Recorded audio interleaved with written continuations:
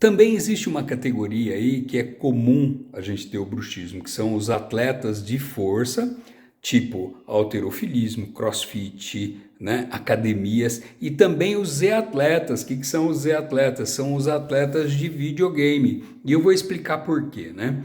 Existe um componente neuromuscular quando a gente aperta os dentes em que a gente oferece aí uma força à distância. O que significa isso daí? Braço e perna a gente consegue pôr mais força, mais energia, então a gente ganha em força. E isso para os atletas de força é normal. Então ele precisa realmente apertar os dentes para ter mais força nas pernas e nos braços. Ou seja, é comum durante essas atividades o atleta apertar seus dentes. E isso vai trazer uma série de danos aí, tá? Inclusive, esse comportamento vai para o sono dele, tá ok? Então é comum eu receber atletas que fazem essas atividades, crossfit, academia, né, halterofilismo, e tem que fazer uma placa para bruxismo, para proteger ele durante a atividade física dele e também durante o sono.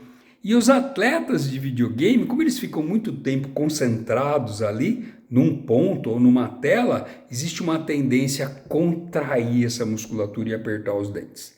Tá ok? Então, atletas aí, principalmente os de força e os de videogame, têm uma tendência muito grande a apertar seus dentes.